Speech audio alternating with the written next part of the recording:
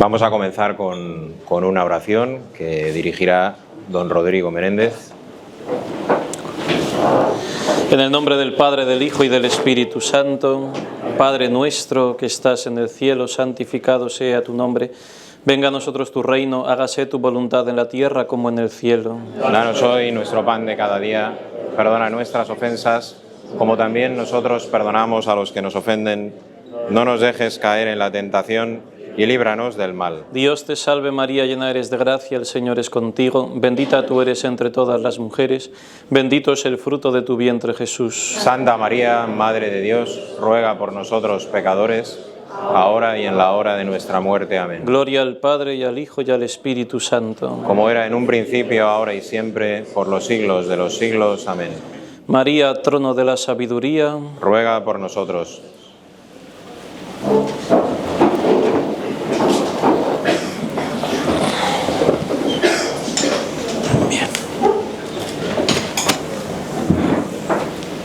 Pues bienvenidos todos los asistentes al acto de presentación del libro Un faro en la tempestad de don José Guerra Campos. Esperamos que sea más que la presentación de un libro y que sea una ocasión para difundir y dar a conocer la figura gigantesca de Monseñor Guerra Campos. Para ello, en primer lugar, quisiera agradecer a Vox Barcelona por todas las facilidades brindadas para la realización de este acto, sin las cuales no hubiera sido posible. Lo cual, pues además muestra pues un compromiso por la batalla cultural y el hecho de querer dar a conocer la figura insigne de don José Guerra Campos es una muestra de ello.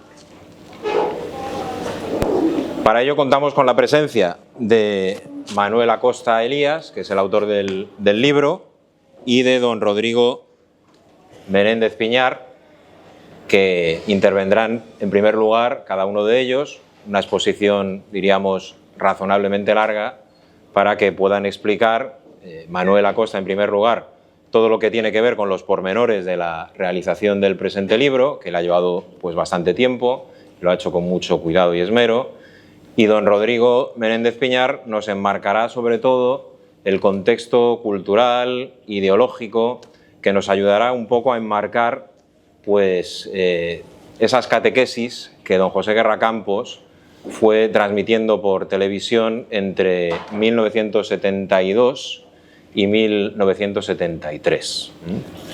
Si no recuerdo mal, desde el 17 de abril de 1972 hasta el 25 de junio de 1973. Pasamos a presentar brevemente a cada uno de ellos. Manuel Acosta Elías es el autor del libro, nacido en Barcelona el año 1969, casado felizmente con su musa Inés, padre de familia numerosa, de 6 hijos, licenciado en Geografía e Historia por la Universidad de Barcelona, certificado superior en Lengua Catalana por la Universidad Autónoma de Barcelona, máster en Literaturas Hispánicas, doctor en Filología por la UNED y tiene una larga experiencia como docente a lo largo de 25 años como profesor de secundaria y bachillerato. Asimismo, Manuel Acosta ha estado durante años clasificando y catalogando todo el archivo personal de don José Guerra Campos que se halla situado en Sentmenat, que diríamos posee la Sociedad Misionera de Cristo Rey. Y, entre otras cosas, Manuel Acosta pues, es conocido también porque en tiempos recientes ha publicado algunos libros. Muchos de ustedes recordarán el libro de Cataluña, el cómic famoso, él se encargó de realizar el guión junto con Javier Barraicoa, que fue publicado el año 2015 por la editorial Estire, o el libro blanco de la historia de Cataluña, de una publicación más reciente por Homo Legens en el 2022. Como es sabido, Manuel Acosta además es diputado por Vox en el Parlamento de Cataluña desde el año 2021. Bien, y en segundo lugar intervendrá pues, don Rodrigo Menéndez Piñar, que es sacerdote de la Archidiócesis Primada de Toledo, estudió en el Instituto Teológico de San Ildefonso de dicha ciudad. Continuó sus estudios en la Universidad Eclesiástica de San Dámaso, en la especialidad de Teología Fundamental, y ha publicado un estudio teológico sobre el asentimiento de los fieles al magisterio religioso. Colabora como articulista ocasional en distintos blogs de internet y desde su ordenación sacerdotal el año 2016 pues se dedica a su actividad pastoral encargado de la cura de almas. Bien, pues vamos a dar en primer lugar la palabra a Manuel Acosta para que nos hable del libro Un faro en la tempestad y también un poco el subtítulo, que es muy sugerente y resume mucho el contenido. Yo simplemente quiero apuntar telegráficamente una cosa que no puedo dejar de decir, y es que don José Guerra Campos se caracteriza por haber cumplido de una manera fiel y extraordinaria la función y la misión profética. Es un pastor que ha hablado en nombre de Dios a su pueblo, le ha anunciado la palabra de salvación, ha hablado de Jesucristo como único Salvador y ha denunciado los errores que se oponían a esa verdad y particularmente los pecados a su pueblo, la Iglesia, que navegaba en la confusión en los tiempos del posconcilio, y particularmente a España, porque tuvo un papel destacado como procurador de las Cortes hasta el año 1977. Esa función profética, Monseñor Guerra Campos la ejerció a través de sus predicaciones, de su labor pastoral, pero especialmente fue muy conocido, y así se le llamaba popularmente, el obispo de la tele a través del programa del Octavo Día. El Octavo Día se retransmitía los lunes, tenía una duración de unos 15 minutos, y ya en los años 70 la Editora Nacional transcribió las 20 primeras programas del Octavo Día, pero aún faltaban muchos. Y gracias a Manuel tenemos los 43 programas que faltaban, los cuales son maravillosos, de una gran profunda, de un gran calado doctrinal, y animo a todos, evidentemente, a leerlos, a meditarlos y, diríamos, a adquirir el libro. Bien.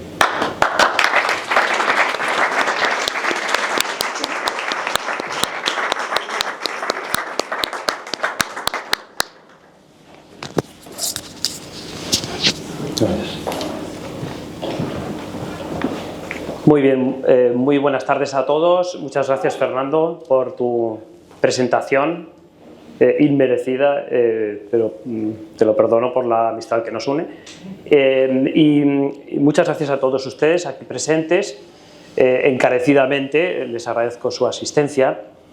De la misma manera que agradezco pues, que el padre Rodrigo pues, hubiera aceptado la invitación de dirigir esta presentación de Un faro en la tempestad, enseñanzas de un obispo contra la infiltración modernista en la Iglesia. Le agradezco muchísimo porque usted viene desde lejos y por lo tanto es un doble agradecimiento. También quisiera agradecer a la Fundación Obispo José Guerra Campos y también a la Sociedad Misionera de Cristo Rey su ingente trabajo por la difusión del obispo, de la figura del obispo José Guerra Campos y sobre todo, especialmente, por custodiar su archivo personal que desde luego les puedo asegurar es una verdadera joya, pero no solamente como un conjunto de documentos de fuentes de primer orden en el ámbito de la Iglesia, sino también es una joya en cuanto a la historia política, social y económica de España a lo largo pues, de estos 50, 60, 70 años. Bien, dicho esto, también quisiera agradecer especialmente a... Yo creo que se oye, ¿no? Con esto es suficiente, sí. Creo que se me mueve un poco esto en la oreja, pero se escucha bien. Sí, se escucha bien. Quisiera agradecer también a Francisco y a Micaela especialmente porque han hecho posible que esto sea una realidad técnicamente para que nos encontremos aquí en un espacio pues así tan confortable.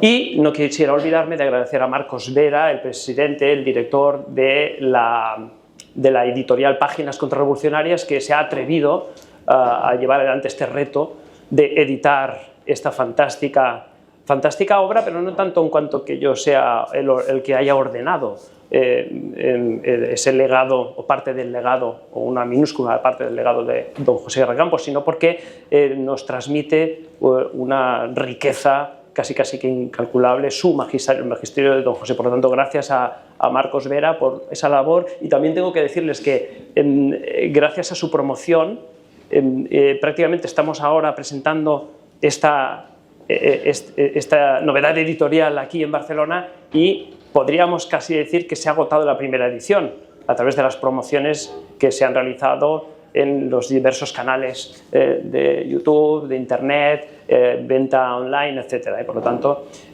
muchas gracias. Y bien, me ha salido un extenso párrafo de gracias, cuando lo que deberíamos es ajustarnos a un escueto gracias, como corresponde al alcoholismo de nuestro espíritu.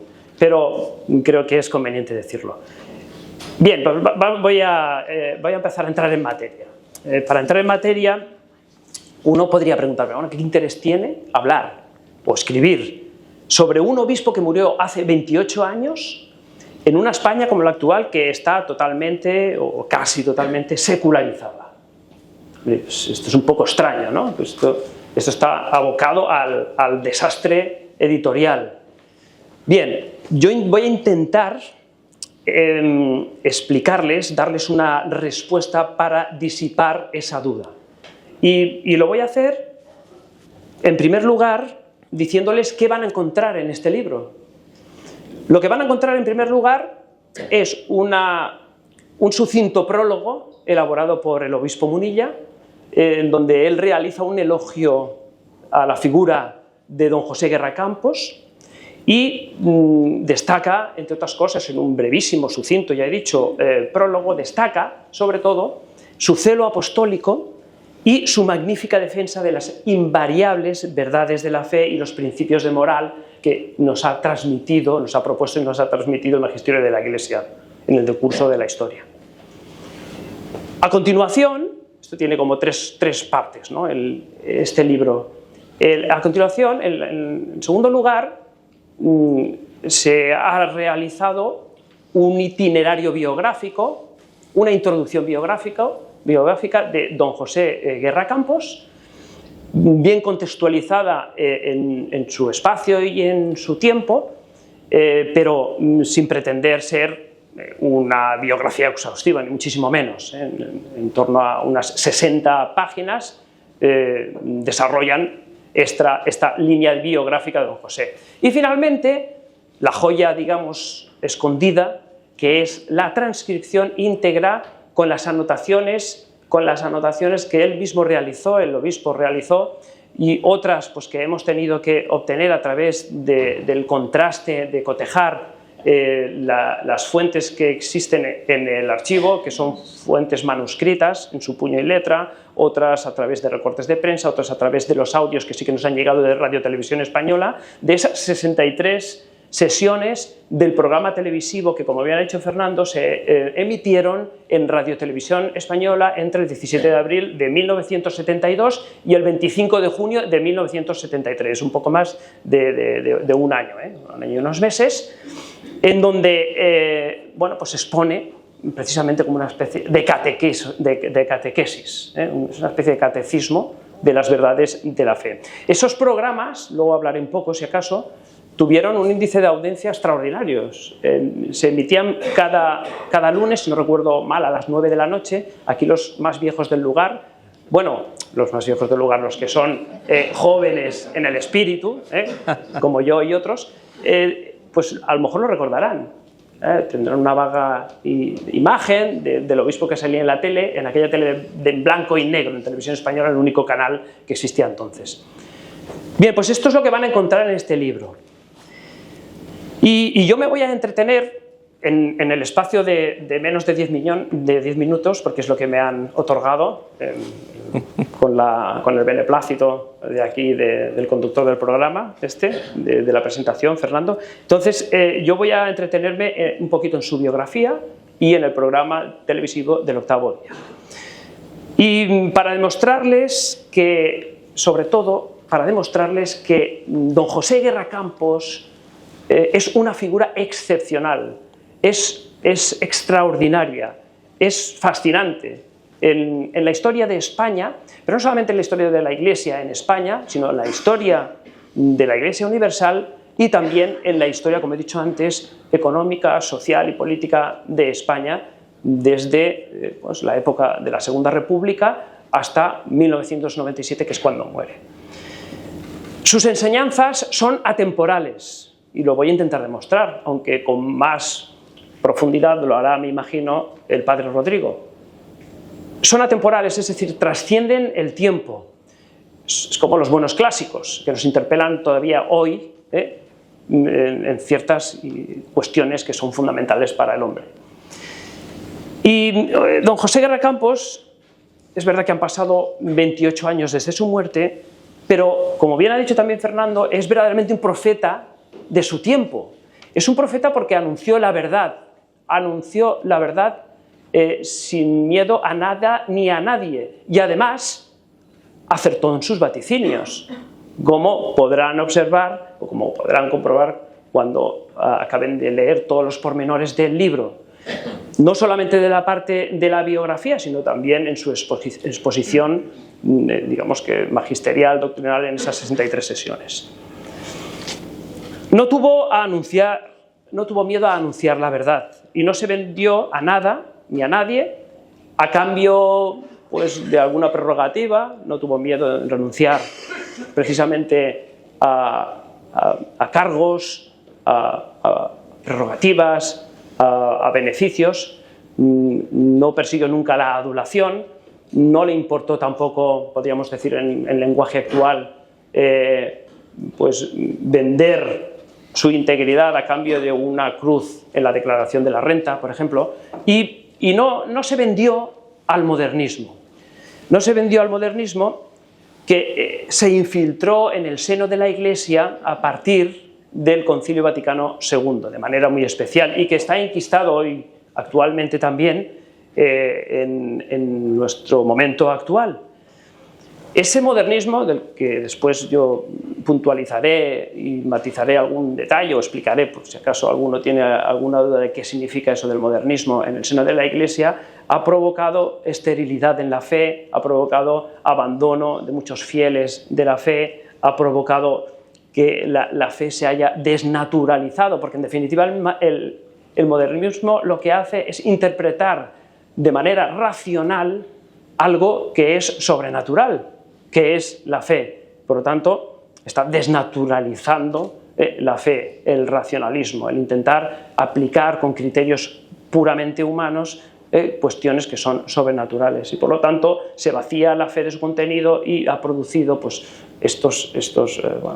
la secularización de la sociedad en un país como España, pues que ha sido de tradición siempre católica, abandono pues eso, de vocaciones religiosas y en cualquier caso pues, lo que sufrimos en la actualidad, que es una fuerte y una profunda secularización. Él recordó, don José Guerra Campos, que la Iglesia no es un factor más que concurren en la construcción de este mundo, como si fuera una ONG, aunque también es verdad que sí que ayuda a la construcción de un mundo mejor. Y recordaba que la misión de la Iglesia en el mundo no es otra que la de fomentar la comunicación entre los hombres y Dios, que es su creador a través de Cristo resucitado, y fomentar y alimentar una esperanza viva y trascendente en favor de la salvación de las almas. ¿Por qué digo esto? Porque tampoco se vendió a aquellos que desde posiciones privilegiadas dentro de la Iglesia española aquel entonces, y también en el ámbito político, promovieron una constitución, la de 1978, basada en el más puro relativismo, rechazando las verdades absolutas. Entonces, él denunció precisamente que si se culminaba todo el proceso constitucional, ya lo dijo en 1976 con la Ley de Reforma Política, si finalmente esa Ley de Reforma Política culminaba en la promulgación de la Constitución que se estaba pergeñando entonces, de 1978, sobrevendría sobre España, y lo dijo claramente en 1976, sobrevendría la ley del divorcio, y vino en 1981, la ley del aborto, y vino en 1985, advirtió de la llegada también, no puso evidentemente una fecha, advirtió de la llegada y de la puesta en vigor de la ley de la eutanasia. Hace 2 años se ha promulgado la ley de la eutanasia.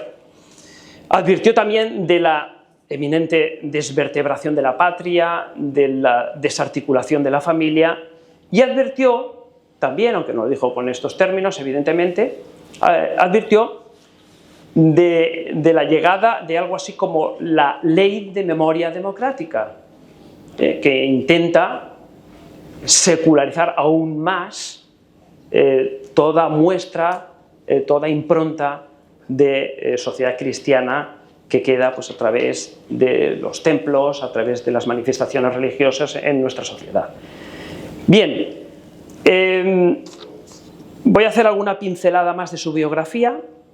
Don José Guerra Campos fue considerado ya en su tiempo, y hoy con la perspectiva de esa lejanía relativa en el tiempo podemos corroborarlo, fue conocido, se le denominó como el obispo sabio.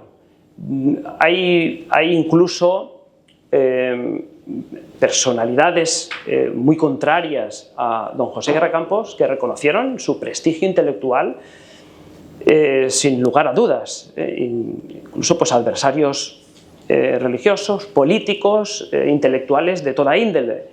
Hay quien dice que tras la muerte del cardenal Gomá en 1940, don José Guerra Campos fue el intelectual de la Iglesia más eximio, sin lugar a dudas, hasta el momento actual.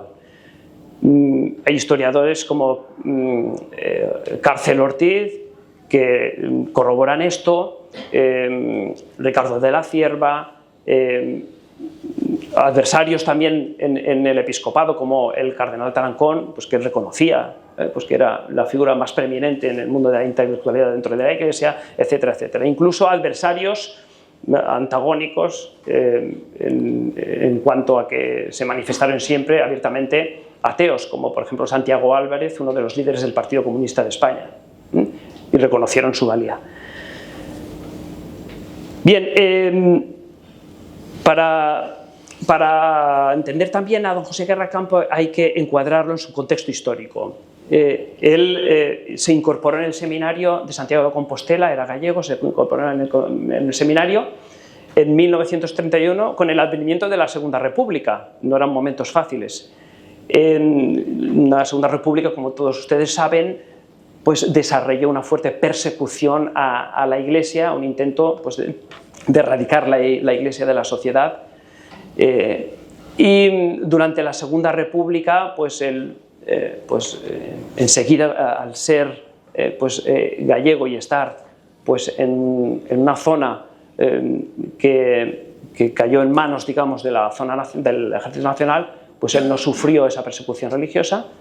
Tras la guerra en 1939, él se incorpora ya de nuevo al seminario, cursa sus estudios, los estudios que le quedaban de teología, se va a Roma, a la Gregoriana de Roma, vive en el Pontificio Colegio de San José, y allí se les prometía felices para acabar ya toda su formación pues eso, sacerdotal. Pero, como bien saben ustedes, estalla la Segunda Guerra Mundial y al final pues, Italia también entra en la conflagración mundial y tiene que volver a España, donde acaba sus estudios en la Universidad de Salamanca, la Pontificia de Salamanca, y es ordenado sacerdote en el 44. Esto es un poco para que nos entendamos. A partir de aquí él demuestra una capacidad intelectual fuera de lo normal y sus superiores pues, le encomiendan la tarea de ser profesor en las facultades teológicas, de teología, de ontología, de filosofía, y a partir de aquí, pues claro, su fama de sabiduría trasciende y llega sobre él una cascada de cargos, ¿no? es nombrado pues, miembro del CSIC, del Consejo Superior de Investigaciones Científicas, consiliario de la Junta Nacional de Acción Católica. Bien, es innumerable la lista de cargos pues, que él ostentó.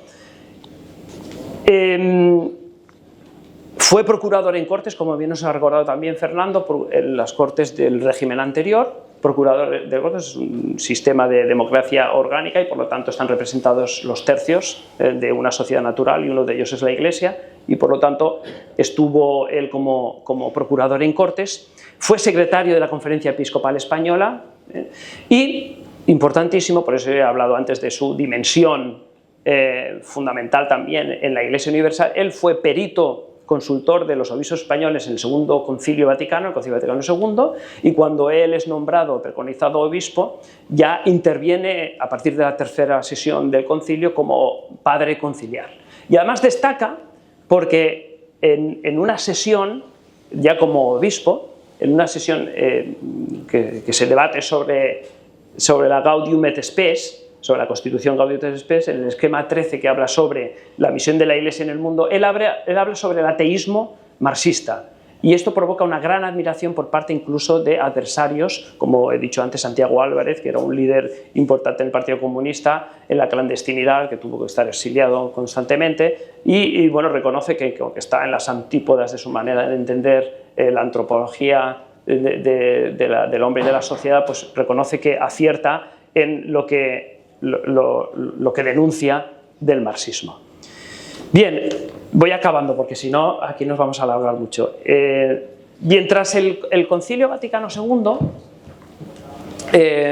se produce un tsunami verdadero en la Iglesia, pero no solo en la Iglesia de España, en la Iglesia Universal.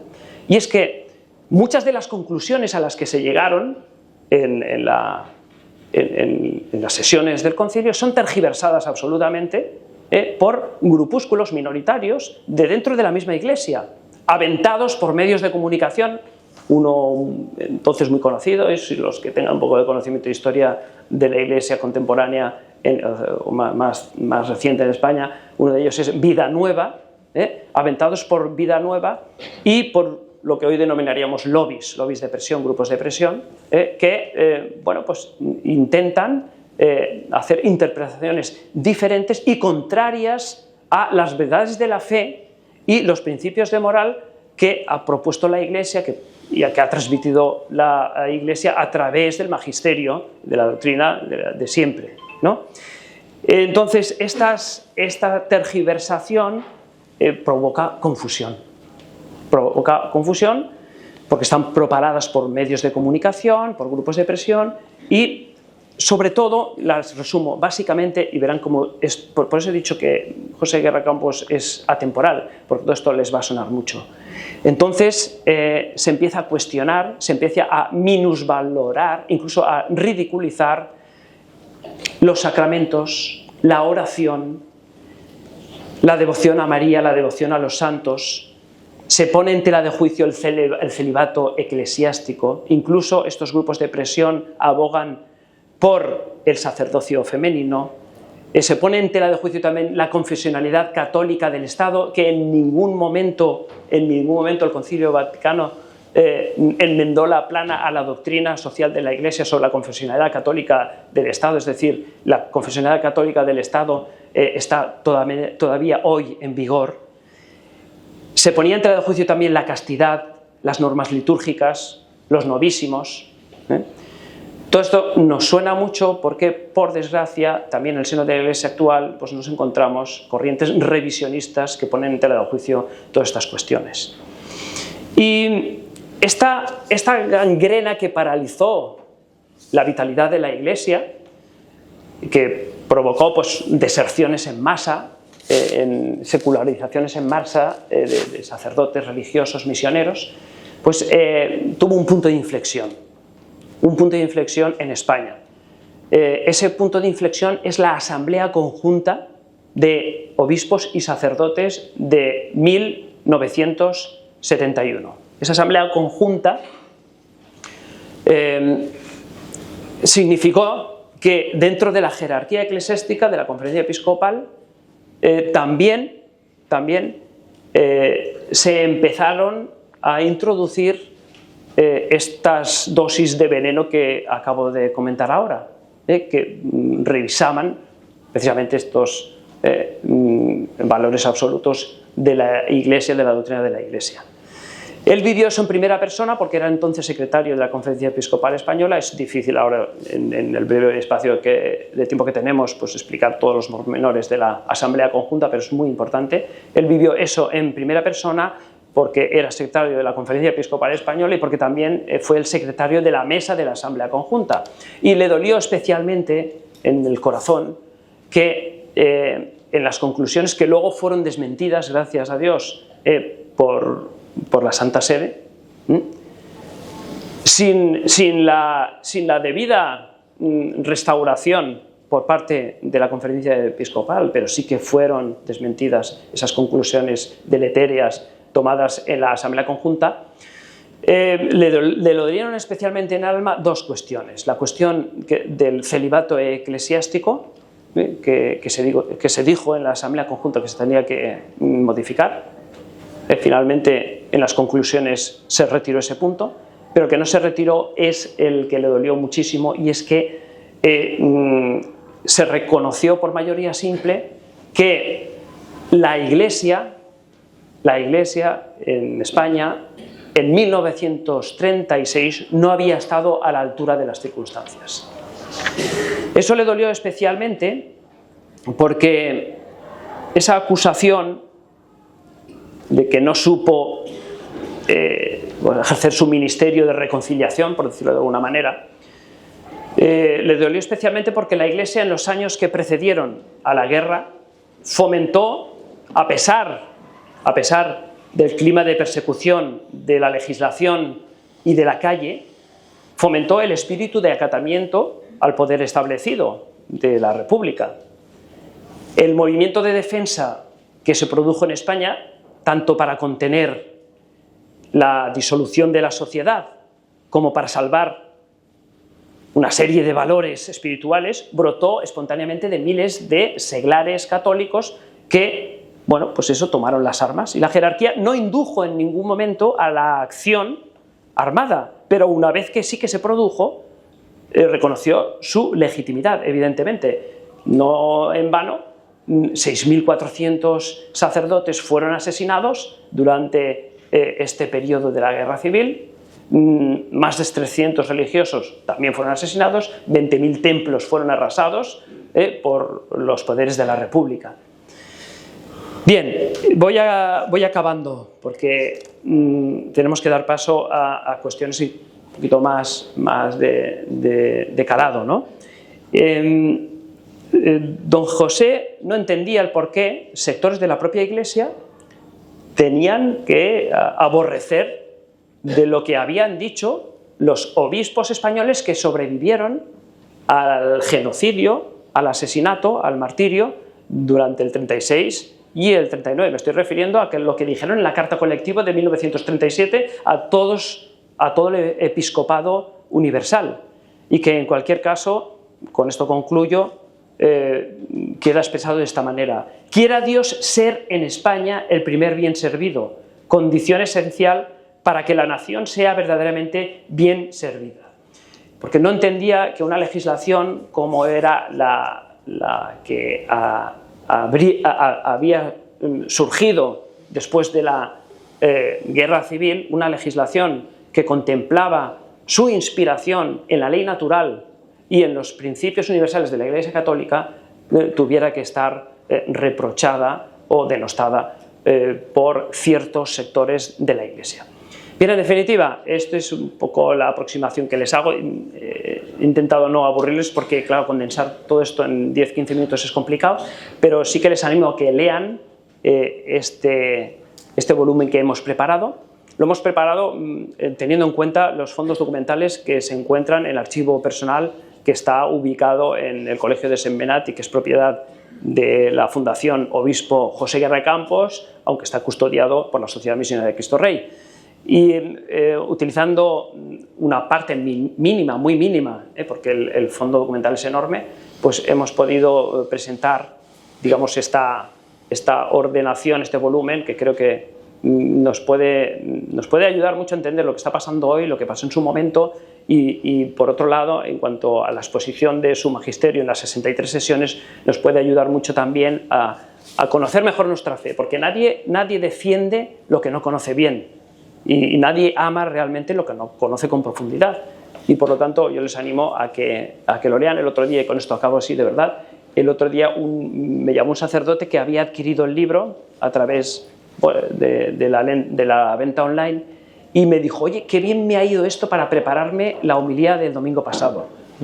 Porque claro, aquí en las 63 sesiones habla desde la resurrección, claro, empieza el 27 de abril, es la época pues de la Pascua, y entonces empieza las sesiones con la resurrección y acaba hablando pues de los novísimos, de la Virgen María, de los santos, de todo, ¿no? Entonces, bueno, pues nada, simplemente gracias por ser tan benevolentes en escucharme, y les animo a que sigamos con esta misma intensidad escuchando las palabras de don Rodrigo. Muchas gracias.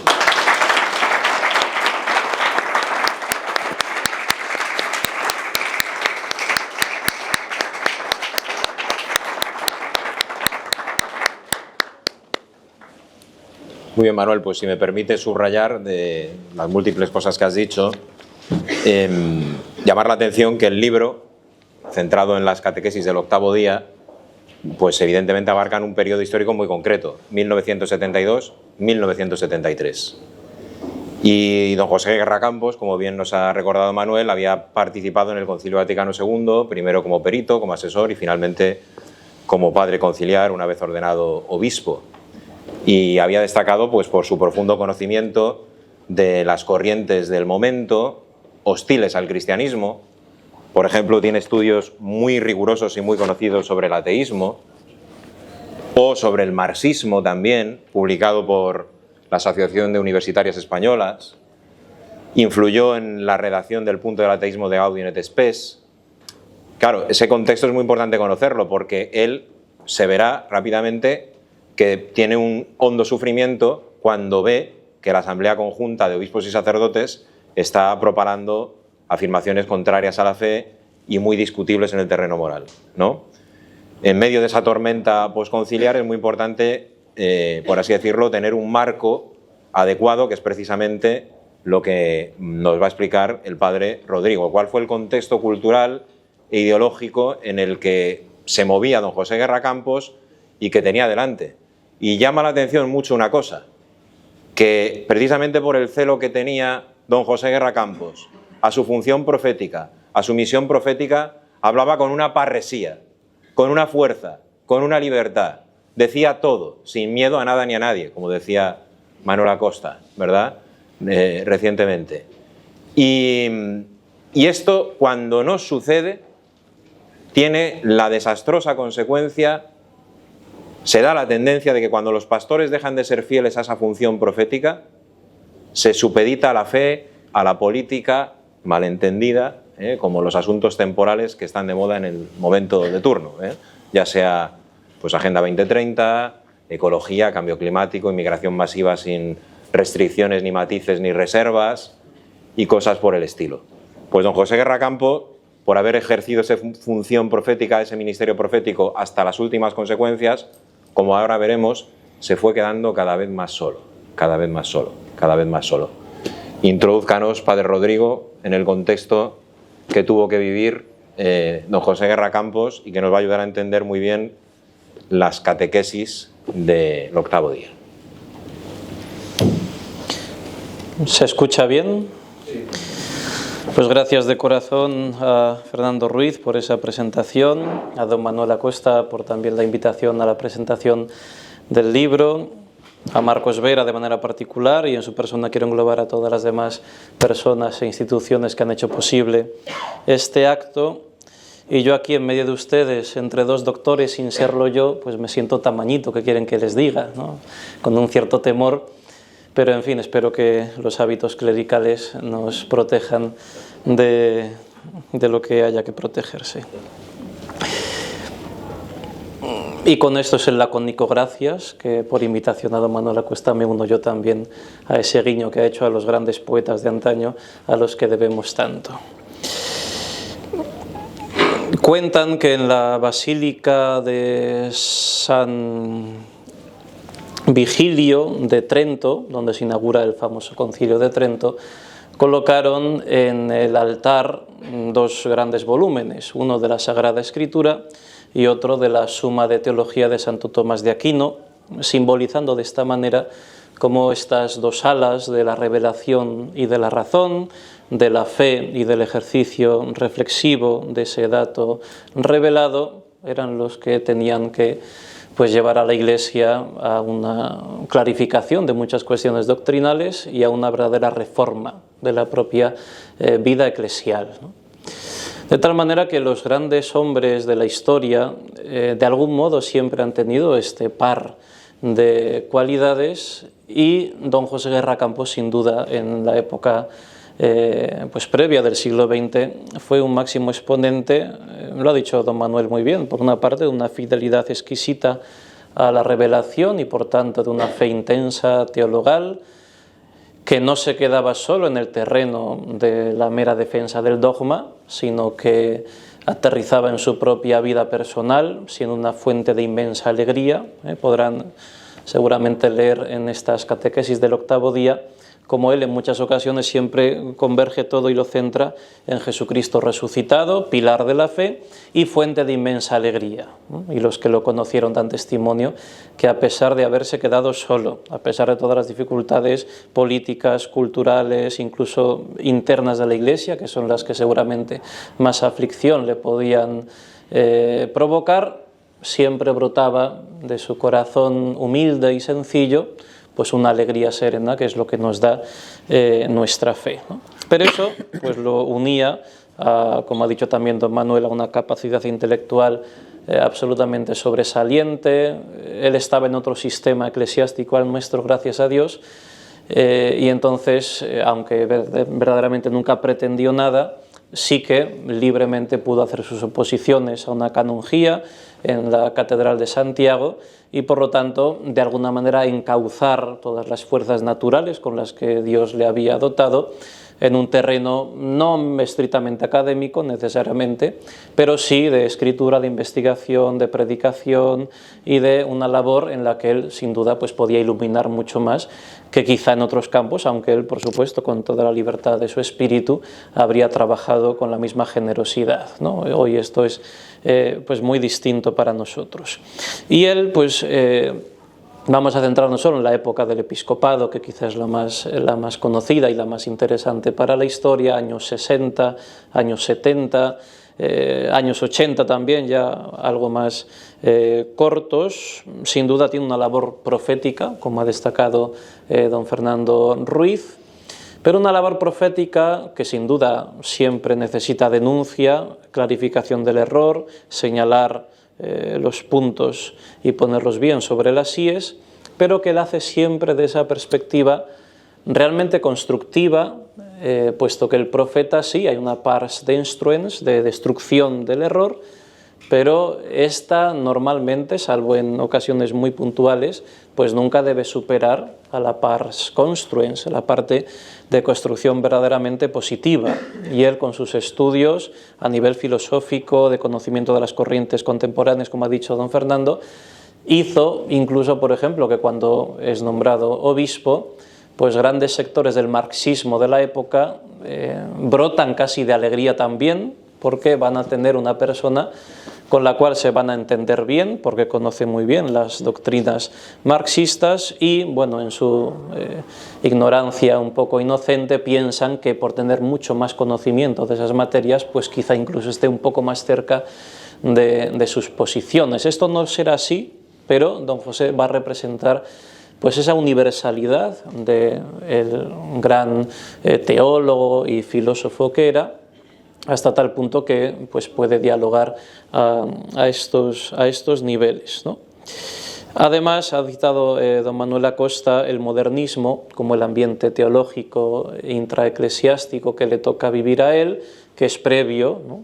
Los que conozcan también un poco de historia entienden que a los finales del siglo XIX, principios del XX, es un poco el crecimiento del modernismo dentro de las filas de la Iglesia Católica, aunque sin duda el Concilio Vaticano II, más allá de sus textos y de la interpretación de su letra, que no vamos a entrar aquí, al menos como acontecimiento meramente histórico, sí que hace de catalizador de una gran cantidad de ideas modernistas, que lo que hacían era erosionar la fe, pero no simplemente por hacer una lectura meramente, digamos, humana, racional, como si la razón se opusiese a la fe, ¿no? Don José Guerra Campos, que era un gran intelectual, sabía perfectamente que no, sino por negar que Dios pudiera intervenir en la historia. Y entonces toda expresión religiosa, toda expresión de algo que va más allá de los sentidos, de lo racional en este sentido que antes se ha dicho, pues no simplemente era negado, sino que era hecho producto de los meros impulsos subjetivos inmanentes del ser humano. De tal manera que en el modernismo no hay una oposición frontal a la religión, no hay un ataque directo a la Iglesia Católica, no hay una beligerancia contra, digamos, posiciones que defiendan la existencia de Dios o características, propiedades, atributos de la divinidad, ¿no? En algunas ocasiones será así cuando esas posiciones justo van en contra de las propias, ¿no? Pero eso es mucho más sutil y mucho más peligroso, porque el modernismo lo que hace es, al rebajar toda expresión religiosa a ser un producto inmanente del propio hombre, al final es el mismo marco conceptual que tienen, por ejemplo, los marxistas o incluso Schopenhauer antes, que en esto influye mucho en Marx, al entender que la gran crítica a la religión ya se ha hecho. Al final, ¿Dios qué es? Bueno, Dios es algo, incluso puede ser positivo y bueno, como el propio modernismo lo defiende, porque se entiende religioso y se entiende incluso cristiano, pero Dios es un producto del propio hombre, ¿no?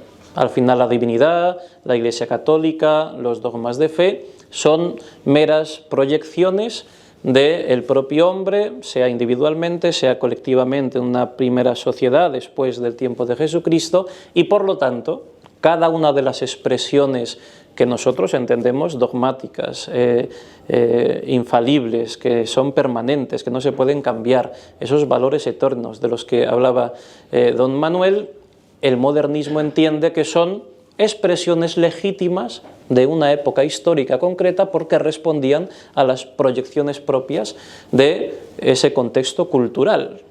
Nosotros, en otro contexto cultural, con otras influencias históricas, después de haber pasado cierto tiempo, lógicamente, según el modernismo, pues esto no nos valdría. Haría falta reformular, repensar, recrear tanto la divinidad en general, Jesucristo en particular y la obra de Jesucristo, que es la Iglesia, ¿no? Y entonces ahí vienen las consecuencias. Una de las más patentes y más graves la ha explicado don Fernando Ruiz cuando dice que la fe queda supeditada a la política o a las corrientes sociales del momento. Esto es una consecuencia natural del modernismo, ¿no? Cuyo corazón pues es este que he intentado de explicar de una manera muy sucinta y muy torpe, ¿no? Entonces verán que es verdad, las catequesis del octavo día lógicamente son programas a todo el público a través de la televisión, no pretenden tener un nivel académico de señalar ciertamente pues grandes problemas, sino más bien se quedan con una predicación general, lo que podría expresar pues un obispo como obispo. De hecho, don José al inicio de estos programas decía: no vengo aquí en calidad de teólogo para expresar mis opiniones, por muy fundamentadas que éstas pudieran ser, sino como obispo de la Iglesia Católica que explica pues la revelación y lógicamente esa revelación razonada que es la propia catequesis o el discurso más o menos teológico, ¿no? Entonces esto es así, ¿no? Y don José ahí va a insistir precisamente en pilares que indirectamente lo que hacen es barrer todos los fundamentos del modernismo, ¿no? El reconocimiento de Jesucristo como Dios y por lo tanto su palabra, que es divina, pues es inmutable, ¿no? Es para todas las épocas, no depende del contexto cultural, y la Iglesia, por lo tanto, como obra de Jesucristo en la historia, evidentemente tendrá cosas que dependen de Cristo y estas son completamente inmutables. uno de los ejemplos que ha puesto don Manuel, el del sacerdocio femenino, por ejemplo, ¿no? Bueno, pues en la revelación y en la tradición de la Iglesia consta de manera muy evidente que Cristo quiso sacerdotes varones. Interesante para decir a los modernistas, oigan ustedes, pero no quieren hacer de la fe un producto de la época histórica ustedes. Pues resulta que en el Imperio Romano del siglo I, donde el cristianismo se expande, era muy común que hubiese sacerdotisas mujeres, además en un momento histórico en el que los primeros cristianos, perseguidos por la sinagoga, por los judíos, de alguna manera se habían vuelto hacia el mundo gentil, ¿no? Ahí está toda la misión de San Pablo. Entonces, si de verdad tuvieran razón los modernistas, lo más lógico habría sido que durante los primeros siglos de la Iglesia hubiese habido mujeres que, ejercitando el sacerdocio, hubieran dado culto a Dios según los ritos cristianos, ¿no? Entonces tenemos un ejemplo, que podría poner millones de ejemplos, donde no llega esta explicación un poco más técnica, porque el objetivo del octavo día no es ese, pero sí va poniendo los distintos fundamentos para que el cristiano de a pie pues tenga una formación suficientemente sólida como para poder resistir esos ataques del modernismo y enfrentar también los problemas que pueda traer la propia sociedad, ¿no? Ya digo, no me quiero alargar con esto, don José lo hará siempre con una mirada muy esperanzadora, muy luminosa, muy positiva, diríamos, con los términos que hoy se usan, muy optimista si queremos, aunque esta palabra pues realmente es muy hueca, pero que también es propio del cristiano, ¿no? Y es verdad que en nuestra época pues tan dañada por corrientes ideológicas, tan atacada en nuestra Iglesia y en nuestra España tristemente en manos de sus enemigos en muchas ocasiones, la reacción que podemos llegar a tener pues muchas veces reviste el celo amargo, la tristeza, la desesperación, y al final la labor profética de denuncia se convierte más bien en dar coces a los enemigos, ¿no? Y esto no es así o no debe ser así, y un ejemplo prístino de ello sin duda es don José Guerra Campos, que entendemos que es un nombre también para nuestro tiempo, ¿eh? Don Manuel ha dicho que sus enseñanzas son atemporales y por lo tanto valdrían para todos los tiempos, pues sin duda también para el nuestro, que a mí me gusta leer, y esto es opinión meramente personal, desde una perspectiva que quizá no se suele señalar tanto como otras. En muchas ocasiones se dice que la Iglesia hoy padece algo análogo a lo que ocurría en tiempos de los arrianos, ¿no? Tenemos una abundancia de clero y del episcopado realmente, bueno, pues herético en muchas cuestiones fundamentales. Tenemos un pueblo fiel que intenta resistir a esa jerarquía y que, pues más o menos como puede, mantiene la antorcha de la fe. Yo no veo tanta analogía con esta situación, aunque alguna semejanza puede tener, cuanto de un periodo un poco posterior de la historia, cuando realmente el Imperio Romano en todas sus instituciones va cayendo y con las invasiones llamadas así de los bárbaros, algunos de ellos arrianos como los godos, otros meramente paganos, realmente toda la civilización se va sacudiendo. Y a mí me parece que nuestra época es más así. Es verdad que con un nivel tecnológico absolutamente inigual, y en ese sentido pues estamos mucho más cómodos con un aire acondicionado que hace un par de siglos que se estarían asando en esta misma sala, ¿no? Pero es verdad que a nivel civilizatorio, de construcción de ideas, de mirada cultural, de las verdades profundas del hombre, desarrolladas y perfeccionadas por la propia historia, pues estamos en un momento de una crisis de civilización que llega hasta el punto de que el propio hombre se ha hecho enemigo de sí mismo, por ejemplo, pues con todo el tema de la ideología de género, ¿no? Hasta las verdades más básicas, más evidentes de la biología, pues son incluso de manera religiosa, fanática, pues combatidas, ¿no? Entonces realmente vivimos una época de una crisis de civilización enorme. Lo que no sabemos es si pequeños signos de un cierto optimismo, ¿no? Miremos a Yanquilandia, miremos otros lugares, pudieran ser puntos de inflexión, pero en fin, los matemáticos saben que pues un punto de inflexión es cuando la función cambia un poco, pero si la función luego sigue para abajo, pues estamos en las mismas y solo será pues un pequeño acto reflejo de un animal que está moribundo y que intenta todavía subsistir, ¿no? Ojalá que no sea esto, sino que sea de verdad pues un surgimiento, aunque este surgimiento sea poco a poco. En cualquier caso, en las grandes crisis de la historia, especialmente esta que he citado, lo que salvó la civilización, lo que construyó de verdad la cristiandad, a lo cual nosotros debemos tantísimas cosas en muchísimos órdenes, incluso en el mundo liberal, occidental, no lo reconocen, pero simplemente, ahora que se habla tanto de igualdad, la igualdad entre la mujer y el hombre se le debe a la civilización cristiana y tantísimas otras cosas en la historia. Los que salvaron la civilización pues fueron hombres semejantes a don José Guerra Campos, ¿no? Hombres de una fe inmensa, pero de una capacidad cultural, una visión universal y una esperanza positiva también gigantescas, ¿no? Pensemos en esa época, antes de que caiga Roma, en un San Agustín, que alimentó con su doctrina universal pues, a la mayoría de la primera Edad Media.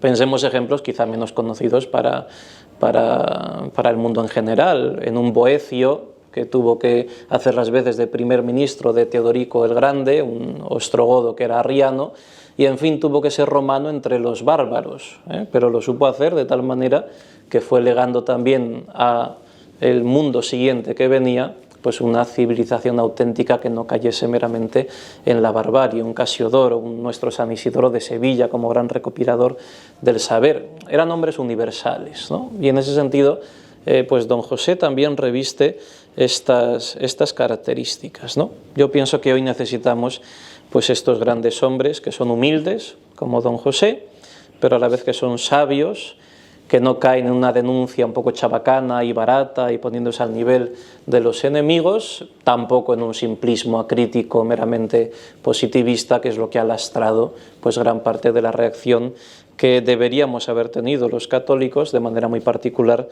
en nuestra patria España, ¿no? Entonces yo les invito a leer esto, ojalá y rezo para que no sea la última publicación de don José Guerra Campos, don Manuel que conoce muy bien su archivo, pues ojalá que en el futuro podamos ver incluso unas obras completas, bien organizadas y bien catalogadas, porque esto solo es pues un pequeño ápice y además muy divulgativo en ese sentido, quizá no tan a problemas muy particulares, pero tremendamente enjundioso de la enseñanza de don José Guerra Campos, que valía para todo, ¿eh? Yo he traído aquí alguna separata. Esta es una que se titula El saber teológico según Santo Tomás, en el 7º centenario del doctor Angélico, ¿no? Entonces, don José era un hombre que le ponían a ambos lados, como le ocurrió porque eran 3 los que daban los ciclos de conferencias, pues 2 catedráticos de universidad que todavía hoy, después de muchos años, sus manuales continúan vigentes, ¿no? Y él estaba a la altura de estar a ese mismo nivel. Era un hombre que podía escribir de cosas tan interesantes como los aspectos teológicos de la conquista del espacio.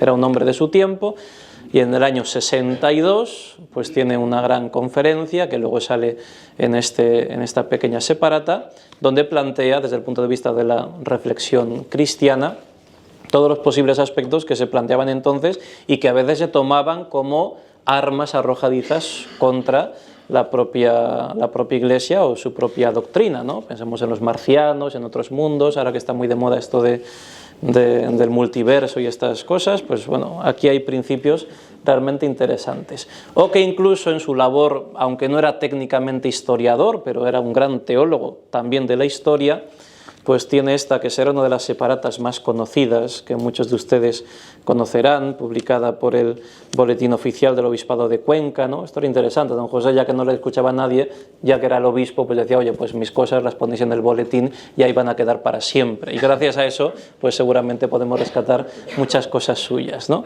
Esta se titula La Iglesia en España, 1936-1975, síntesis histórica.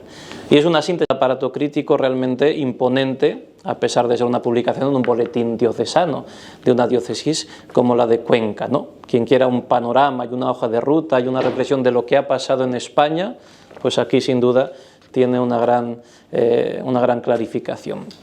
Y termino, luego si hay tiempo para algún comentario más, pues podremos hacerlo, con una cita que me ha recordado mucho a don José. y por eso la quería compartir yo aquí con ustedes. Es de uno de los más grandes discursos de don Juan Vázquez de Mella y Fanjul, de los grandísimos oradores de los inicios del siglo XX, al que seguro don José también, pues por su época histórica tuvo que leer y tuvo que al menos conocer su reflexión, su doctrina, su gran oratoria, donde hacia el final, no es el final último, pero sí hacia el final, está hablando un poco después de un análisis importantísimo de las grandes crisis que se avecinan en el horizonte, vistos los fundamentos que se han puesto previamente, dice así Vázquez de Mella: en las crisis supremas suelen los humildes ver con más lucidez que los hábiles. Yo tengo el presentimiento de que la hora de una catástrofe social, preparada por 3 siglos de herejías y por uno de ateísmo, está próxima, y que se va a dividir de nuevo la historia con una edad que termina y con otra que comienza. Y temo que el día en que se apague una lucecilla que arde en la colina del Vaticano, lanzando melancólicos resplandores sobre la iniquidad de un mundo ingrato, el día en que, cumplida la misión providencial de haber llevado hasta el último límite la misericordia divina para preparar el camino de la justicia, la luz se apague, puede ser que un viento de muerte sacuda la pesada atmósfera que gravita sobre las almas y que en el momento en que una turba insensata, acaudillada por los apóstoles de la impiedad, escale los muros del templo para arrancar de la techumbre social la cruz de Cristo, que es y será siempre el pararrayos espiritual contra todas las tempestades de la vida, puede ser que una nube sombría y tormentosa invada los horizontes y los ilumine súbitamente con la centella que rasgue sus entrañas, para que veamos avanzar sobre el suelo, calcinado por la revolución de esta Europa apóstata y cobarde, una ola negra, muy negra, coronada de espumas ensangrentadas, que arrastre entre sus aguas impuras astillas de tronos y fragmentos de altares, y que dé comienzo entonces a una noche funeral que se cierna sobre la tierra y parezca interrumpir la historia. Pues yo rezo para que esta noche funeral no llegue de verdad, aunque amenace en el horizonte, gracias a faros luminosos como don José Guerra Campos, no en vano el título de la obra y de esta recopilación magnífica que ha hecho don Manuel Acosta, es así, un faro en la tempestad. Pues que de verdad don José Guerra Campos no lo olvidemos, que lo conozcamos bien, que entendamos lo que él expone, que entendamos su contexto histórico para la Iglesia y para España, y sin duda tendremos las luces suficientes, aunque seamos pobres, para hacer frente pues, a estas olas oscuras que nos vienen por delante. Muchas gracias.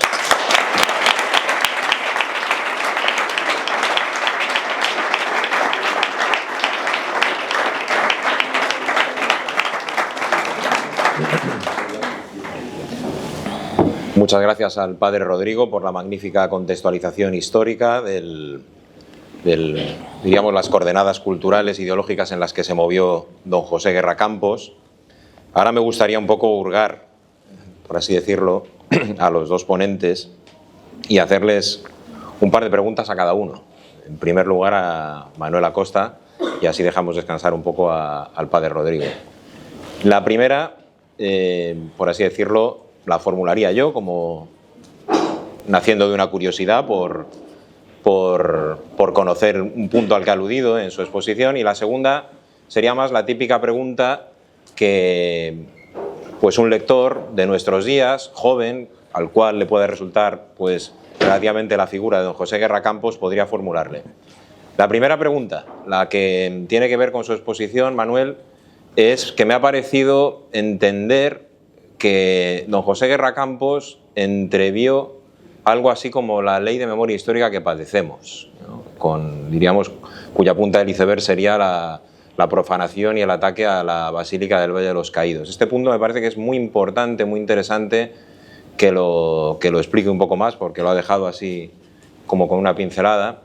Y el segundo sería ponernos un poco en la mente de un lector que pueda tener pues experimentar como cierta distancia respecto de don José y a lo mejor pensar que los problemas o la confusión pues que se ha vivido en la Iglesia recientemente pues es de otro tipo, que se ha hablado pues de la ideología de género, de la inmigración masiva, de la Agenda 2030. Bien, ¿en qué sentido podríamos decir que el wokismo vendría a ser, que es precisamente, ¿verdad?, quien tienen enfrente pues estos nuevos lectores, una continuación de ese neomodernismo, y por qué serían provechosas precisamente las lecturas de don José Guerra Campos y la meditación de sus escritos, particularmente de los programas del Octavo Día? Bueno, vamos a ver cómo contesto yo a esto. En primer lugar,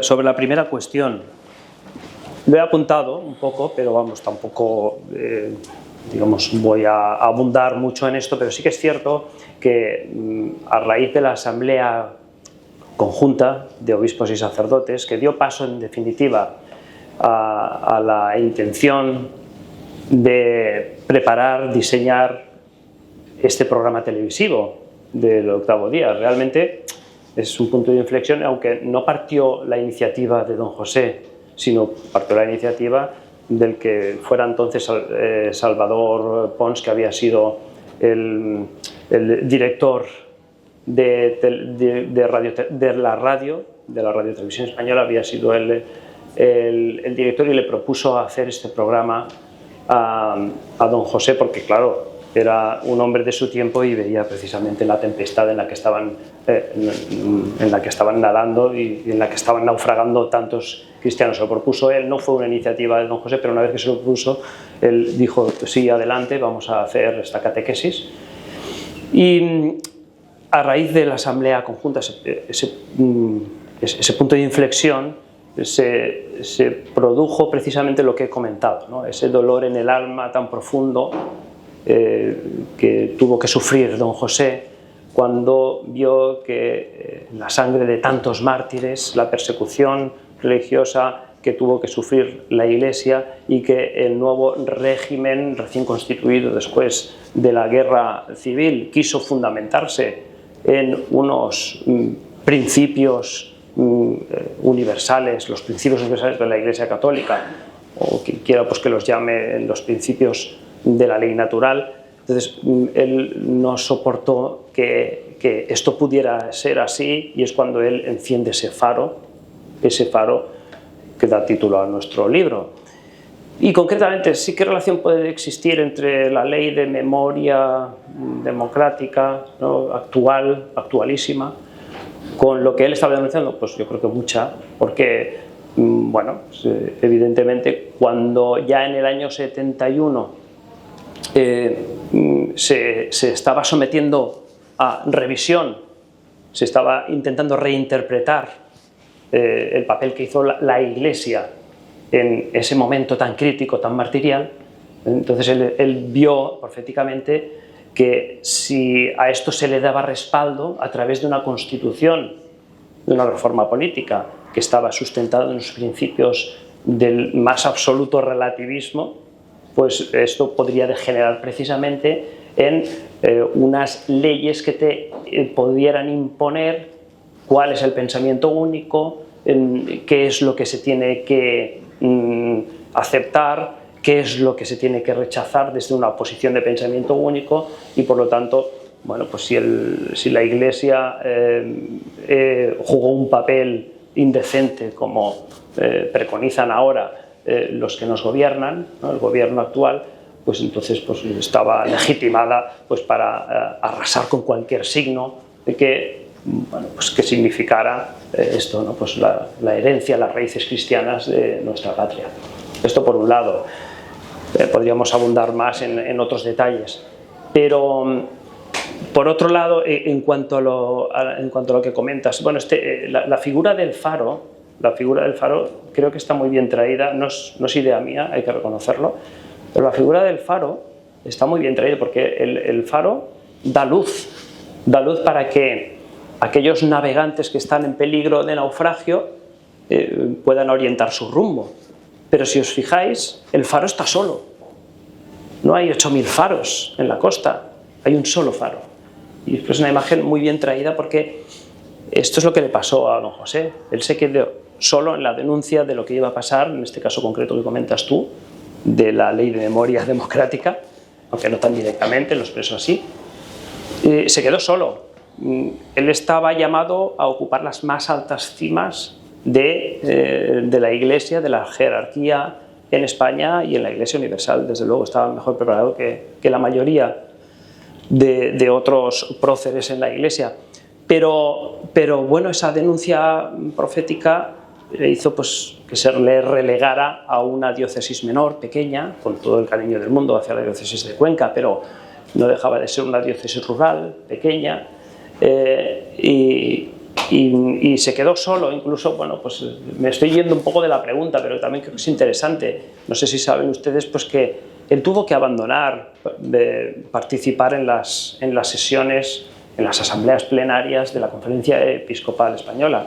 Tuvo que abandonar, y él lo explica, nunca lo explicó públicamente porque era una persona muy humilde y evitaba cualquier confrontación personal e intentaba pues eso, que en sus manifestaciones no se hiriera en absoluto a la Iglesia, pero en el archivo podemos encontrar, su puño y letra, pues la explicación de por qué se ausentó en muchas asambleas plenarias permanentes de la Conferencia Episcopal, y es que tenía miedo a perder la fe, por desgracia lo decía así, y no entendía que en muchas ocasiones cuando él hablaba precisamente como obispo, lo ha dicho usted, Padre Rodrigo, que cuando él propone, dirige y expone el programa del 8º día, en ningún caso invierte sus opiniones como teólogo o como pensador, sino que habla como obispo. Entonces él, cuando hablaba como obispo para defender la doctrina católica, la mayoría de sus hermanos le decían: tiene usted razón, pero luego, cuando se firmaban las conclusiones, todo el mundo pues, optaba por otra opción, y por lo tanto él tampoco no quería esos enfrentamientos fratricidas y por eso se ausentó. Bien, y en relación con la segunda pregunta, sí, claro, cuando en este caso, pues un pastor, en este caso de la Iglesia, pues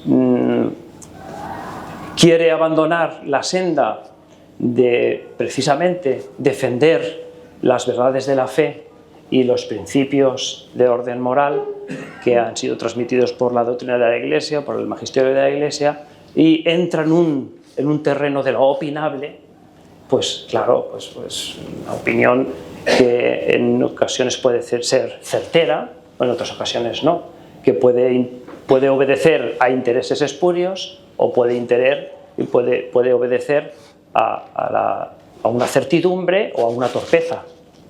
Entonces aquí todas estas cuestiones que desgraciadamente vemos que se transmiten a través de miembros pues, de la Iglesia en torno pues, al cambio climático, en torno a una inmigración descontrolada, masiva, indiscriminada, sin ningún tipo de control, o cualquier otra cuestión de índole pues, ideológica, incluso la perspectiva de género o cualquier de los aspectos que están aglutinados en la Agenda 2030, pues lógicamente esto provoca pues, que estemos en un terreno de lo opinable, puede provocar confusión entre los fieles católicos que no sepan discernir qué es pues la verdad de la fe y que son cuestiones opinables, y que son dentro de las opinables las certeras o las que son pues, que obedecen a la torpeza o precisamente a una serie de intereses pues, que se nos escapan de las manos y que son intereses espurios. No sé si he contestado a las respuestas,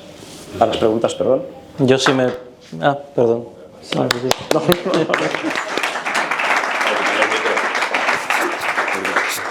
Si me permiten intervenir aquí, como hemos dado un lacónico gracias, no ha dado tiempo, pero entre otras cosas estoy muy honrado de estar aquí porque don José tuvo mucha amistad con parte de mi familia, con mi abuelo Blas tuvo mucha, pero tuvo mucho trato, y un trato cercano, con una de mis tías que fue presidente, no presidenta, como se dice ahora, presidente de la Asociación de Universitarias Españolas, una de cuyas publicaciones nos ha presentado don Fernando Ruiz, que además la casó don José, o sea, la boda la hizo don José Guerra Campos, y en fin, hay muchas anécdotas que podría contar, algunas graciosas, por ejemplo, de su pobreza con la que él vivía, ¿no? Cuando iba alguna vez a su casa allí en Madrid, y ella le lavaba la ropa, aprovechaba para tirarla, porque había veces que los pantalones pobres que llevaba debajo de la sotana pues estaban tan desmenuzados que ya no eran ni pantalones, ¿no?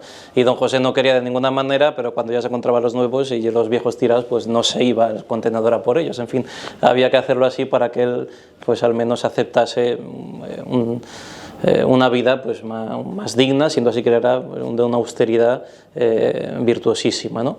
Pero una de estas anécdotas era, siendo yo seminarista de primer año, recién entrado al seminario de Toledo, fui a hablar con mi abuelo en una ocasión de vacaciones y le pregunté: abuelo, ¿es verdad que don José Guerra Campos dejó de ir a las reuniones de la conferencia episcopal porque era un peligro para su fe? Y me dijo: no, porque era un peligro para su fe y para su humor. Y entonces me contó cómo don José pues siempre decía esto, ¿no? Por supuesto un peligro para su fe, pero para su buen humor también era un peligro, entonces dejaba de ir a esas reuniones, ¿no? Una anécdota, pero que muestra pues también el cariz no amargo, sino sí, sufriente, muy sufriente, pero alegre, profundamente alegre, de don José Guerra Campos. Entonces, bueno, una pequeña anécdota para distendir. Bien, pues no tema el lector acercarse a las catequesis del octavo día de don José Guerra Campos, porque tienen una gran profundidad, pero a la vez una adaptación a una sencillez tremenda. Y siempre, casi de modo testimonial, quisiera mencionar algunas que particularmente me han edificado, que son la quinta, la sexta y la séptima, titulada Puntos Fijos, o la analogía que establece entre las tres tentaciones de Jesucristo y las tentaciones que vive la Iglesia precisamente en aquellos años. Son de gran hondura. Y con una precisión asombrosa, don José Guerra Campos compara esa situación de confusión con lo que se narra en la Epístola de los Gálatas de San Pablo, cuando le recrimina a San Pedro que, a pesar de haber anunciado verbalmente que Cristo es el único Salvador, pues está, diríamos, comportándose de una manera confusa con los judaizantes. Y dice la Sagrada Escritura, la Epístola de los Gálatas: aunque nosotros o un ángel bajado del cielo anunciase otro evangelio, sea anatema. Y entonces dice: los fieles tienen el derecho y el deber de proteger su fe. Y aunque sea costoso, lo tienen que hacer. No valen excusas, porque seguro que para defender un título nobiliario y una propiedad se buscarían las castañas. Y enuncia unas reglas tremendas que permitidme que las, de una manera casi testimonial, porque creo que nos iluminan a nosotros, a nuestros hijos y a los hijos de nuestros hijos. Acerca de la verdad dogmática y moral, dice don José, no se puede desatar nada, en primer lugar, dice, que sea contrario al depósito revelado. Segundo, constata que la confusión es en torno a las novedades y distingue, como buen filósofo, que en las novedades puede haber aspectos legítimos y aspectos ilegítimos. Si son ilegítimos porque son heterodoxos, pues fuera, a la basura. Pero si son legítimos, entonces habrá que ver dónde está el problema. ¿Será que ese sacerdote, pastor, obispo no ha sido capaz de expresar adecuadamente esa novedad? Mientras no lo hagan, tienen los fieles el derecho sagrado de suspender el juicio. Y en un terreno más movedizo, que serían el de las normas de las iglesias, nos dice don José Guerra Campos con gran precisión que siempre lo nuevo debe ser una aplicación de lo permanente, ¿sí? Y pone una analogía también tremendamente persuasiva, dice, como el amor de un padre por sus hijos, que es un principio inmutable. A veces puede exigir de mano dura, a veces puede exigir de cierta condescendencia. Y pone el ejemplo de la encíclica de Pablo VI de Populorum Progressio, como dice, está aplicando, dice, la moral católica al contexto, diríamos, de una escala global. Pero en cualquier caso, lo que viene a hacer ver es que el progreso doctrinal, para que sea auténticamente progreso y para que sea legítimo, nunca va a poder operar por sustitución, por contradicción, sino por ahondamiento y crecimiento en una misma verdad. Y en último lugar dice, y en el campo de lo pastoral, de lo práctico, estoy resumiéndolo muy brevemente estas tres, pero es que es maravilloso. Entramos en el terreno muchas veces de lo indeterminado, de lo dudoso, de lo contingente. Será muy difícil dar una respuesta universal, habrá que argumentarlo bien, habrá cosas que estarán manifiestamente mal, pero muchas veces no habrá una única opción. Entonces don José manifiesta un tremendo respeto en ese sentido en la aplicación, diríamos, de siempre que se salven los principios, por así decirlo, distintas opciones concretas, ¿no? Salvaguardando los principios inmutables siempre. Y repite constantemente lo siguiente, que un mal de su tiempo es que se discute sobre lo dogmático, se permite discutir y disentir sobre lo dogmático, y en cambio se dogmatiza sobre lo que es opinable. Don José se quedó solo, y es precisamente un poco lo que quiero ahora que el padre Rodrigo nos apunte brevemente. En muchas cosas, pero especialmente podríamos decir, sobre todo ya a los últimos años de su vida, en la tesis de la confesionalidad religiosa del Estado. Dejaron de hablar los hombres de Iglesia de la conveniencia de la misma, incluso planteaban que había una contradicción entre la doctrina tradicional de la Iglesia y la libertad religiosa del Vaticano II, y don José Guerra Campos decía que de eso nada. Que por un lado, como decía el mismo decreto de la libertad religiosa, permanecía la doctrina tradicional de la obligación de los pueblos con respecto a Dios y a la Iglesia única de Jesucristo, a la vez que se salvaguarda que el acto de fe es un acto libre, que no puede ejercerse con coacción externa. Bien, pues la pregunta que ahora un poco le plantearía a don Rodrigo es ese papel que tuvo don José como pastor en medio de la confusión, en general, diríamos, y particularmente por la defensa al final que hizo él prácticamente en solitario de ciertos temas. Uno de estos es la confesionalidad católica del Estado. Bien, a nivel técnico no puedo yo responder, o al menos lo haría peor que don Manuel Acuesta, que conocerá mucho mejor los escritos de don José. Del tema que citas hay mucho escrito, y yo el de don José recuerdo hace muchos años haberlo saludado por encima y ahora mismo no lo pongo en pie. Sí sé que fue un firme defensor de la confesionalidad católica del Estado español, que para él, como para cualquier persona, no se trata de un elemento meramente adyacente a una legislación de tipo constitucional. Esto es ajeno a la tradición católica de la doctrina política, sino que sería más bien la expresión legal en nuestro tiempo, visto el Estado español del momento, de la unidad católica de España, que es el nervio fundamental de nuestra patria, ¿no? Desde el año 589, con la conversión de Recaredo, pues se produce la unidad católica que unifica de verdad a España, pasando por la Reconquista. Esto llevaría muy largo, pero la unidad católica es pilar de nuestra patria, ¿no? Sin ella no se entiende. Entonces don José es de los pocos, en el episcopado quizá fue, hablamos ya de los 80, ¿no? Es verdad que en los 60 todavía quedaban antiguos obispos ordenados previamente, residenciales en sus diócesis, que eran defensores de esta doctrina, pero en tiempos de don José, ya los últimos, es verdad que se quedó él muy solo, ¿no? Y era un gran defensor de la unidad católica de España, que pasaba en concreto por la confesionalidad católica del Estado, ¿no? Pero es verdad que yo a nivel técnico aquí no podría aportar mucho más hasta que no lea realmente la argumentación propia de don José. No sé si Manuel en esto alguna cosa, pero a ver, entendía realmente lo que ha explicado ya don Manuel. Perdida la unidad católica de España, ¿qué es lo que nos une realmente?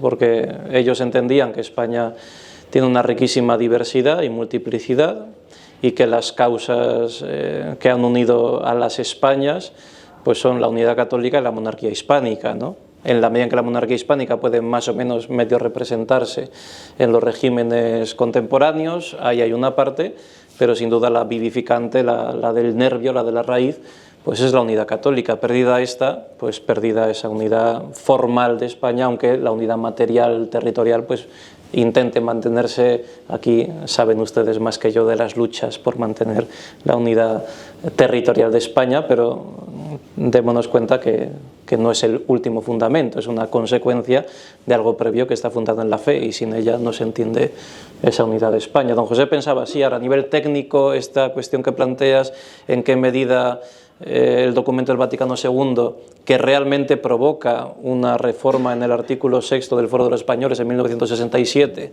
y que es el primer atentado contra la unidad católica de España en esa época, en la época de la transición, 8 años antes de morir el caudillo. En concreto no sé cuál era su papel. Sería muy interesante, y ya termino con esto, más que su estudio, que sin duda será muy interesante, si no recuerdo mal, en el 67 es procurador en Cortes él, ¿qué papel o qué dice o dónde está su posición en los debates para la ley de la reforma del artículo 6 del Fuero de los Españoles, que fue realmente muy sangrante y que realmente ahí se perdió y se puso el primer paso a lo que después sería la transición y la mal llamada Constitución española, ¿no? Bueno, solo un apunte porque si no esto es un poco... Sí, se va a largo. Pero el núcleo de la confesionalidad del Estado, eso, es decir, ¿en qué consiste la confesionalidad católica del Estado, ¿no? Eso la doctrina de la Iglesia no ha variado mucho, ¿eh?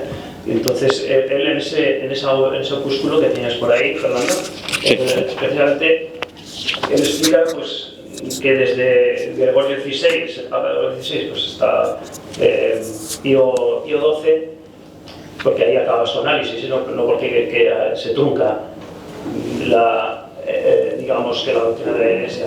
Entonces, él explica que siempre ha estado vigente la confesión católica del Estado. Y el núcleo esencial de la confesión católica del Estado es el siguiente. Primero, un Estado debe dar culto a Dios. Bueno, el Estado en sí, porque es una entidad social, sino los representantes del Estado. Segundo, el Estado tiene que proteger la religiosidad de sus ciudadanos, es decir, el libre ejercicio de la religiosidad de los ciudadanos, sin coacción ninguna. Entonces, la confesión católica del Estado también protege la libertad religiosa. En cuarto lugar, el Estado debe reconocer públicamente el papel de la Iglesia, el desempeño de la Iglesia y el papel pues, de Cristo también en la sociedad. Y finalmente, las leyes tienen que estar inspiradas en los principios, en la ley natural y por extensión, lo que la perfecciona son las leyes universales de la Iglesia Católica. Eso no quiere decir que sea la Iglesia y sus ministros los que tengan que hacer las leyes, en absoluto, esto no tiene nada que ver. Bueno, pues ese núcleo fundamental, que es la constitucional, digamos, en la confesión católica del Estado, eso no ha variado en absoluto. Y si me permite una puntualización, padre, incluso el hecho de que la tradición católica de España sea una realidad consolidada a lo largo de los siglos, eso no excluye de que cualquier otra tenga derecho para consolidarse o para configurarse en la confesionalidad católica del Estado. Esto lo explica él también ahí.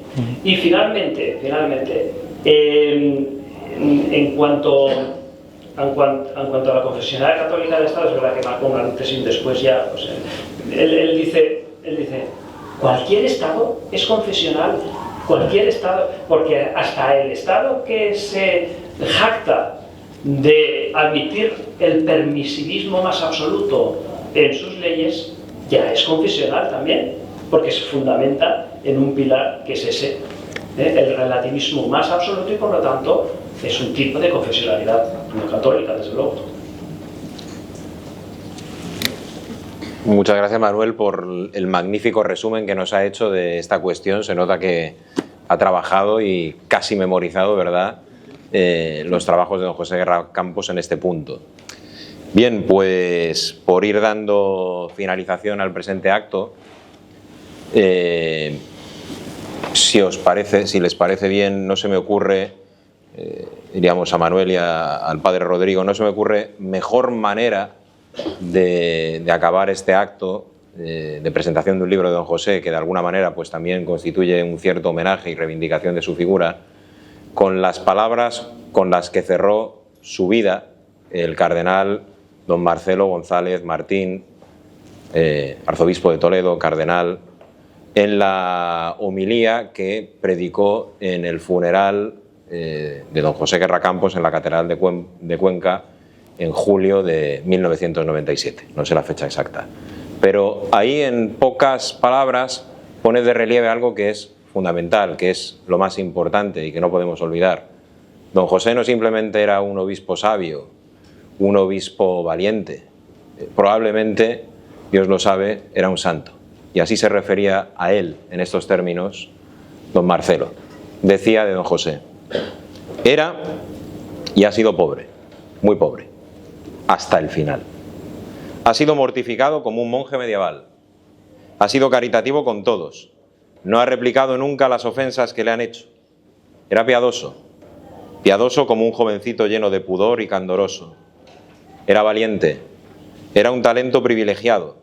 Era el que más jóvenes y sacerdotes atraía en charlas y conferencias. Fue tan profundo como un pozo sin fin y tan agudo como un cuchillo cortante, tan sencillo como el canto de un niño. Como era tan bueno, dejó traslucir lo que era. Bien, pues espero que este acto y este libro de don José pues nos sirva de alguna manera no solo para tener luz a través de este faro, sino tener también un intercesor y un amigo en nuestro camino a la patria celeste. Así que, como medio para este fin, les sugiero y les animo a que adquieran el libro.